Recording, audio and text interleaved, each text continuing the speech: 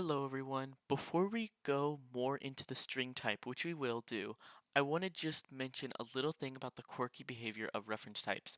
So here I've actually created a reference type called point, which we're not going to use, but I'm just going to use it for, I'm not going to teach you how it works, but we're just going to use it for demonstration. So I want to create a new point like this, and I don't have to import this because this is local right here. So point, and we're going to give it the name point equals new point. So basically what we're saying here is we're creating a point, we're calling it point. Notice the difference, this one's lowercase, this one's capital. So this is the point class, which is right there, and then this is the point object. And we're creating a new point.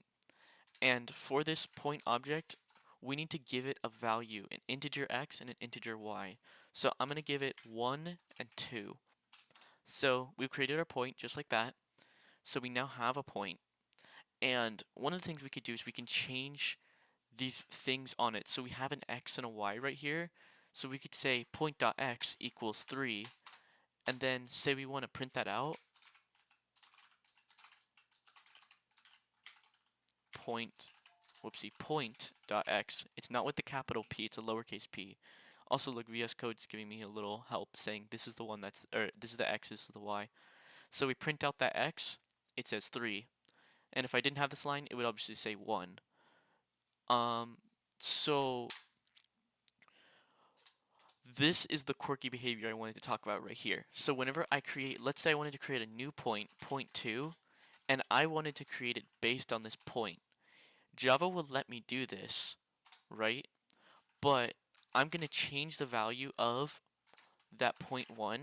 So we're going to say point.x equals, say, 5. And then we're going to print out point 2's x. So I run it, and it gives me 5. But this doesn't happen with other data types. Like, let's say I'd done the exact same thing with integers, so int num equals 1, and then int num2 equals 2 equals num1. So just like that, and then I go num equals 2, 3, and then I went and let's say I printed out number 2, just like this. We're going to ignore everything that's up here, everything that's above that. You'll see when I printed out num2, it still gave me 1 because that's the value I gave it. But if you notice with this point type, the reason why this happens is because of that distinction I was talking about. So here is where we're allocating new memory. We're basically creating a new segment of ones and zeros on the computer. And whenever we do this, we're saying that point 2 refers to the same place as point 1.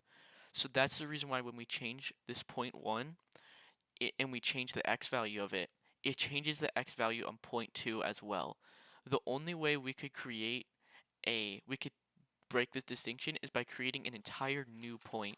So one way we could do that is we could go new point 1, 2, and now when we print it out, we're going to keep our 1, just like that, instead of having the 5.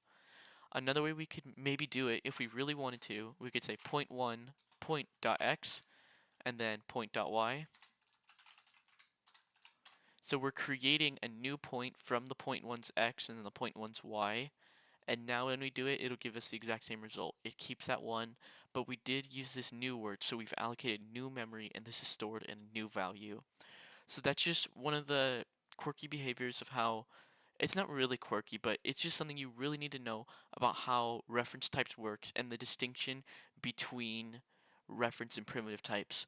So this behavior right here is extremely useful once you learn how to use it. It might seem confusing now, but once you learn how this works, you can absolutely use this to your advantage.